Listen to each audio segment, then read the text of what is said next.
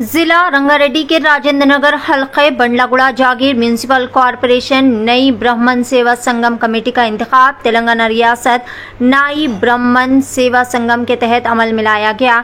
नाई कमेटी की इंतखाबी मीटिंग में रियासती सदर पुलवाई श्रीनिवास नाई, सीनियर कांग्रेस लीडर प्रेम गौड़ और सीनियर ऑल इंडिया मजलिस इत्तेहादुल मुस्लिमीन के राजेंद्र नगर डिवीजन के सदर शेख रियाज मेहमान खुसूसी के तौर पर तशरीफ फरमाते एम प्रभाकर को बंडलागुड़ा जागीर म्यूनिसिपल कॉरपोरेशन नाई ब्राह्मण सेवा संगम का नया सदर मुंतखब किया गया। कायदीन ने कहा कि बंडलागुड़ा जागीर म्यूनिसिपल कॉरपोरेशन के तहत नाई ब्राह्मणों के साथ नाइंसाफी की जा रही है। इन्होंने कहा कि इस इलाके में रहने वाले नाई ब्राह्मणों को जब दूसरे इलाकों के लोग कटिंग की दुकानें लगाएंगे तो इनका जीना मुश्किल हो जाएगा। नौ मुंतखब कमेटी मेंबरान से कहा गया कि वो नाई ब्राह्मणों के मसाइल के लिए लड़े ताकि इनकी तरक्की के लिए इनकी मदद की जा सके। तेलंगाना हुकूमत ने भी जवाब दिया है और नाई ब्राह्मणों की तरक्की के लिए फंड्स मख्तस करने की भी दरख्वास्त की गई।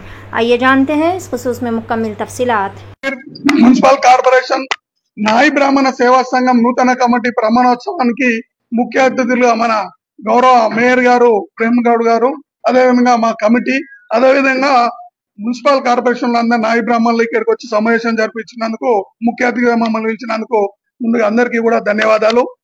ఈ రోజు ఇంత సంఘటితమై ఈ రోజు ఈ కార్యక్రమం చేసిరంటే లాస్ట్ టైం పనిచేసినటువంటి ప్రభుత్వాలు నాయి బ్రాహ్మణులను మోసమే చేసింది తప్ప 10 ఏళ్ళు మా నాయి బ్రాహ్మణులకు ఏం చేయలేదు।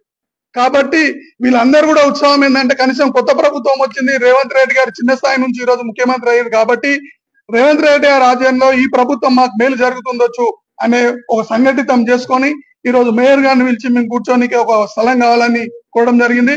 మరి గత ప్రభుత్వం చూసినట్టయితే మేము 15 డిమాండ్ల మీద కూడా 10 సంవత్సరాల నుంచి మీరు ఒకటి గమనించాలి, నాయి బ్రాహ్మణ్లో మరి తెలంగాణ ఏర్పాటు చేసుకోవడంలో కీలక పాత్ర వహించి నాయి బ్రాహ్మణ్లో మీరు 4 ప్రాణత్యాగాలు చేశారు ఈ రాష్ట్రంలో। అంటే తెలంగాణ ఏర్పాటు కనుక మన వాళ్ళు 4 ప్రాణత్యాగాలు చేశారు। మేమేమంటున్నాము, ఆ రోజు ఆంధ్రలో చౌరాలు చేయమని చెప్పి బయట కూర్చొని కుర్చీలు వేసుకొని తెలంగాణ కోసం పోరాడితే తెలంగాణ ఏర్పడిన తర్వాత చిన్న కులం నాయి బ్రాహ్మణులు బాగుపడతారని కలలు కంటే ఈ రోజు కలలు కానీ కేసీఆర్ గారు మిగిలిచిపోయారు। మేము పెట్టిన 15 డిమాండ్లో 4 డిమాండ్లు వాళ్ళు ఒప్పుకోవడం జరిగింది। అది ముఖ్యంగా 4 డిమాండ్లు అయినా ఒప్పుకునేది నవీన క్షౌరశాలలు 25,000, అదేవిధంగా కళ్యాణ కట్ల ఉద్యోగాలు 500 కోట్లు మాకు బడ్జెట్ లో పెట్టిండు కానీ 5 రూపాయలు కూడా ఇవ్వలేదు। వాళ్ళు ఇంప్లిమెంట్ చేసిన 10 ఏళ్ళ ఒకటి ఏంటంటే కరెంట్ 200 యూనిట్లు కరెంట్ ఇంప్లిమెంట్ చేశారు। ఈ రోజు ఆత్మగౌరవ భవనం 2 కోట్ల రూపాయలు అని చెప్పి లిటిగేషన్ ల్యాండ్ ఇచ్చారు మాకు, అది కూడా క్లియర్ లేదు రాష్ట్రానికి। మేమేమంటున్నాం అంటే ఈ ప్రభుత్వం మీద మేము గౌరవిస్తున్నాం, మరి ఈ ప్రభుత్వంలో మాకు మేలు జరుగుతుందని, ముఖ్యంగా మా వృత్తి తోసుకోవడం ఎక్కువ ఉంది కాబట్టి మాకు పిటెండ్ కావాలని చెప్పి ప్రభుత్వాన్ని డిమాండ్ చేయడం జరుగుతుంది। అదేవిధంగా 250 కోట్లని 2 సార్లు ప్రకటించినప్పటికీ బడ్జెట్ లో పెట్టలేదు। కనీసం ఇప్పుడు 1000 కోట్లు మాకు బడ్జెట్ శాంక్షన్ చేస్తే ప్రభుత్వం మా సొసైటీల ద్వారా నాయి బ్రాహ్మణులు అందరూ కూడా లోన్స్ తీసుకొని ఇప్పుడున్న పోటీ తత్వంలో మాకన్నా పెద్ద కులాలు వచ్చేసి వాళ్ళు పెద్ద పెద్ద షాపులు పెడుతున్నారు కాబట్టి ఒక 1000 కోట్లు మా బడ్జెట్ కార్పొరేషన్ చైర్మన్ ద్వారా మా నాయి బ్రాహ్మణులు అందరూ కూడా నెత్తికో 10 లక్షల రూపాయలు వస్తే కార్పొరేట్ స్థలంలో పోటీ పడే అవకాశం ఉంటది కాబట్టి ప్రభుత్వాన్ని మేము వెంబడే బడ్జెట్ రిలీజ్ చేయాలని కోరుకుంటూ కార్పొరేషన్ కూడా ఏర్పాటు చేసి మనందరినీ రాజకీయంగా పరంగా కూడా ఈ రోజు 2 రాష్ట్రాలలో తెలుగు రాష్ట్రాల్లో ఒక ఎమ్మెల్యే లేడు కాబట్టి మేము కూడా ఇంతకుముందు కేసీఆర్ ఎమ్మెల్సీ ఇస్తాడు, ఇవ్వలేదు।